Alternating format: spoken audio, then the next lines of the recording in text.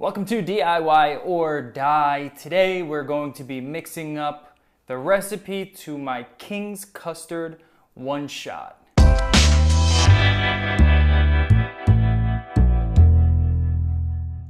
don't want to make this video too long. I want to give you the recipe, talk about the flavors and why I chose them, mix it up, we're going to get out of here. The first ingredient we're going to add to this mix is Capella's New York cheesecake. This ingredient and custards go hand in hand.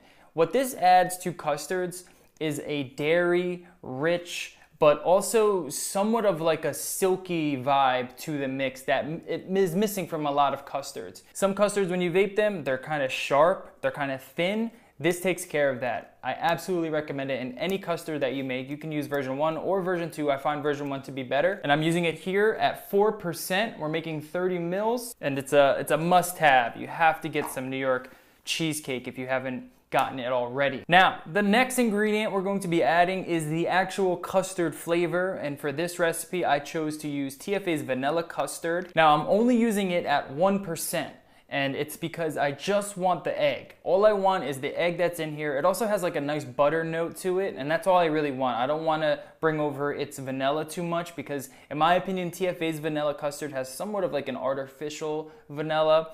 I want that rich, creamy, buttery egg and butter content in this recipe. Our last ingredient for our custard base is Capella's French vanilla, and what this adds is that vanilla note. This is a vanilla note that's going to just stand on top of everything, and that's why I like using Capella's French vanilla. You can also use Capella's French vanilla version 2. It works just as good. It's just a little bit different, and this is going to give us the vanilla note that I'm looking for.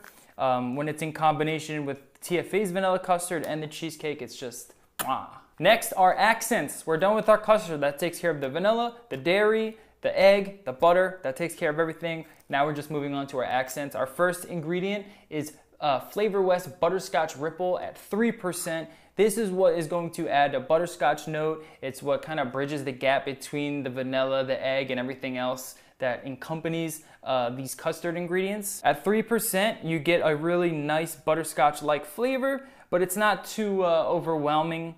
It doesn't get in the way of anything. And it also carries somewhat of like a creamier note as opposed to like Flavor West Natural Butterscotch, which is a lot sharper. This one is just a little bit more creamier, and I love using this ingredient. Next is Flavor West Tres Leches at 1%. What this ingredient is going to do is just add somewhat of like a spongy yellow cake note. It's also going to help out the butterscotch and caramel, bridge those gaps a little bit better. 1% is all you need. I wouldn't really go over it. When you smell it, that smell that you get from this ingredient translates into the recipe, and that's what just gives it almost like a malted flavor, but more of like a bakery malted flavor. It's really, really great. 1%.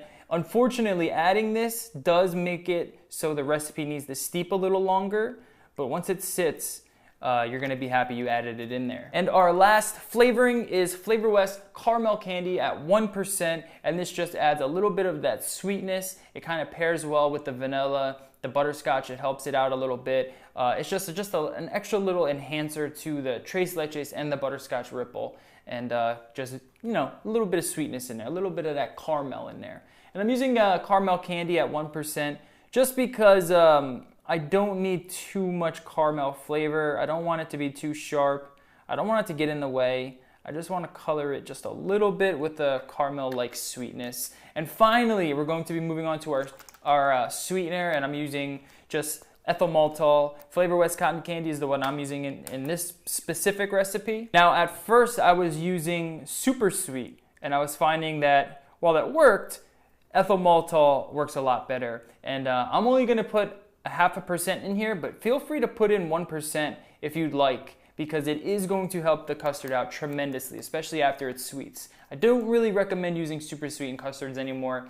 Ethyl maltol is the way to go. It just makes it so much better. And that's it. That's King's Custard. It's easy as that. These are all the ingredients that I'm using in this recipe, exactly how it is, with the only exception being the cotton candy in place of the super sweet, and I'm probably going to change that in the production of the one shot. When you look at the recipe, it just makes sense. There's really not too much to think about. I kept it very simple, but I wanted to also include, you know, ingredients that aren't normally found in custards, like caramel candy, like butterscotch ripple, like tres leches, using TFA's vanilla custard in there just to kind of change it up a little bit, separate it from all the other custards on the market. And I personally think it paid off in the end, having a custard that, you know, you can pretty much vape right from the start, but it's just so much better when you let it sit a couple weeks and all of those like really rich, deep sort of bakery undertones kind of come through.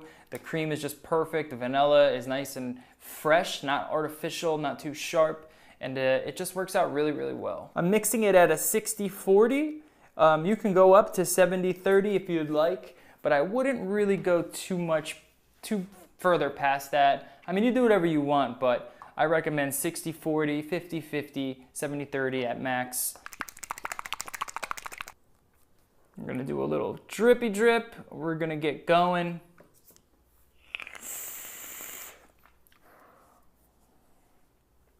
And it's really, really delicious. I really would love you guys to try this King's Custard out. You got the recipe here, so if you have the ingredients, feel free to go mix it up. And also, if you don't, you wanna try it out, pick up the one shot. You can get this over at Liquid Barn. Use code DIY or die. You're gonna get 15% off your entire order at Liquid Barn forever. So anytime you shop at Liquid Barn, use the code DIY or die.